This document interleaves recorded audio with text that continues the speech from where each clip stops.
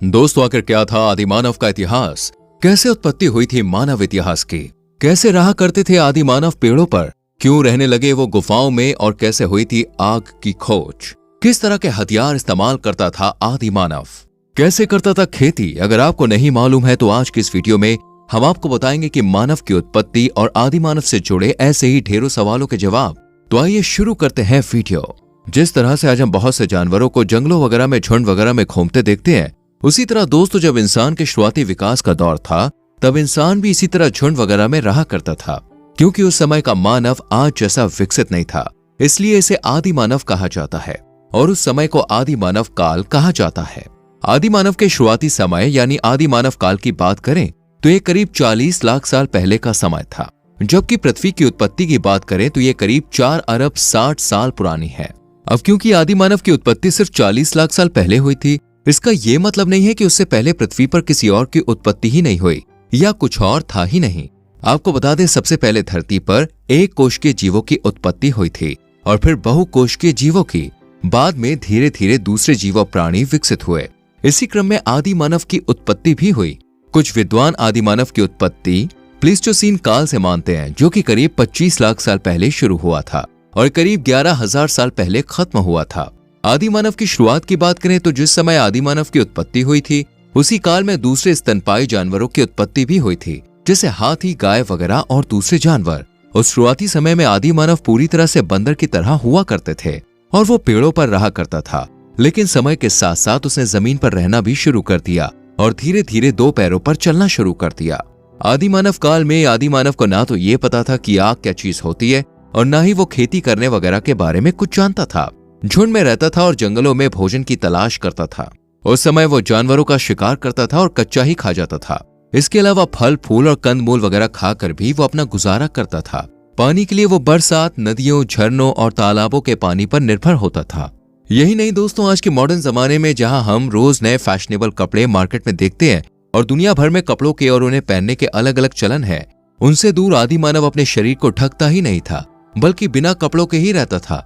लेकिन जैसे जैसे आदि मानव के शरीर में बदलाव आते गए, उसका शरीर विकसित होता गया और फिर धीरे धीरे करके उसके शरीर पर बालों की संख्या भी घटती गई, जिसकी वजह से उसे बदलते मौसम के दौरान काफी परेशानी होती थी।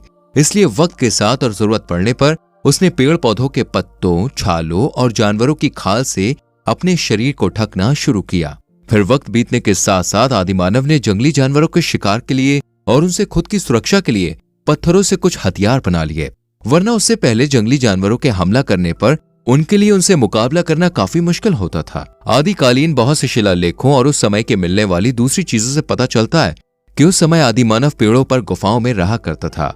गुफाओं में रहना उसने क्यों शुरू किया, ये बात आप कुछ देर में जान जाएंगे। इसी आदि मानव काल में दोस्तों आदि मानव ने आग की ऐतिहासिक खोज भी की थी। जी हाँ, उस समय के दौर के हिसाब से तो इसे ऐतिहासिक ही कहा जाना चाहिए, क्योंकि इसके बाद आदि मानव को बहुत सी चीजों में आसानी हुई थी। आग की खोज के बारे में बता दें कि इसकी खोज भी बड़े दिलचस्प तरीके से हुई थी। दरअसल हथियारों की खोज के बाद उस काल में जब आदि मानव शिकार के लिए जाते थे तो शिकार करने के लिए पत्थरों से अक्सर हथियार बनाया करते थे। तो हथियार बनाने के दौरान ही पत्थरों में से चिंगारी पैदा हुई, जिसके बाद आदि मानव ने आग जलानी सीख ली। हथियारों की खोज और आग की खोज के बाद ही आदि मानव ने पेड़ों से लकड़ी काटने के लिए कुल्हाड़ी की भी खोज की, जो कि पत्थर की हुआ करती थी, जिसके बाद वो लकड़ियों को काटकर इकट्ठा कर लेता था और फिर सूख जाने पर उनका इस्तेमाल आग जलाने के लिए करता था। इसके बाद ही गुफाओं में जंगली जानवरों से खुद की सुरक्षा कर पाने में वो सफल हुए। यही नहीं दोस्तों, आग की वजह से उनके लिए सर्दियों का मौसम गुजारना भी काफी आसान हुआ। टाइम के साथ वो सीख चुका था कि आग के जरिए अपने शरीर को सेक सकता है वो और सर्दी से खुद को बचा सकता है। दोस्तों आदि मानव काल से जुड़े बहुत से अवशेष बताते हैं कि आदि मानव को उस दौर में जंगली जानवरों का इतना डर हुआ करता था कि जब वो गुफा से बाहर निकलते थे तो एक एक करके बाहर निकलते थे और खतरे की स्थिति में एक दूसरे की हिफाजत करते थे।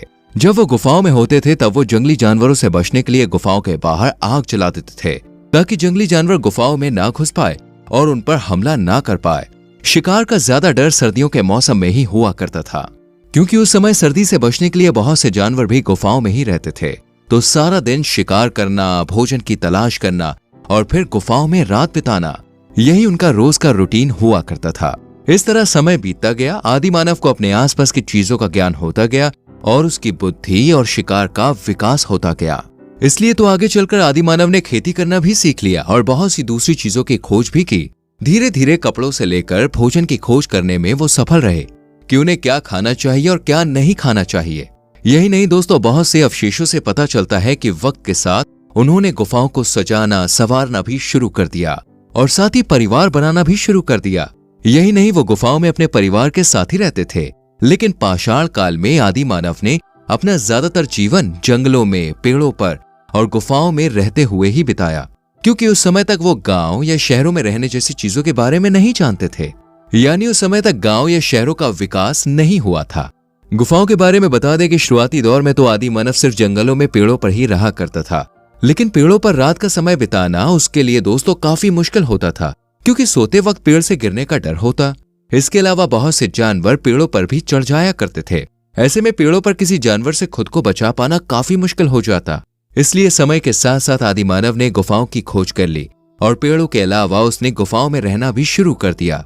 खेती के बारे में बता दें कि आदि मानव बहुत ही मुश्किलों के बाद खेती करना सीख पाया था और एक लंबे टाइम के बाद उसने खेती के जरिए अनाज उगाना शुरू किया और उस अनाज से अपनी भूख मिटानी शुरू की।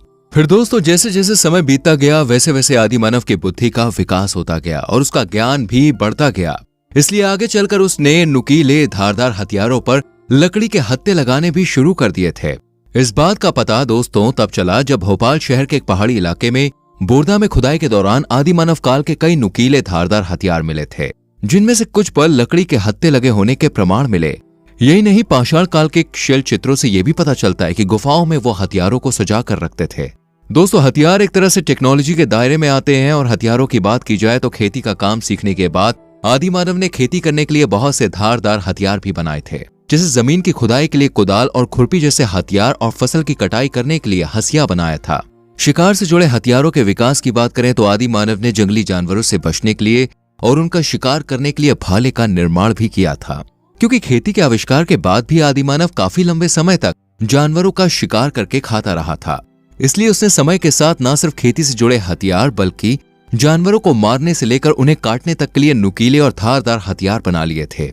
यही नहीं दोस्तों, उन्हीं नुकीले और धारदार हथियारों के जरिए आदि मानव जानवरों की खाल को निकालकर उसे कपड़ों की तरह अपने शरीर पर लपेट लेता था और खुद को ठंड से बचाता था।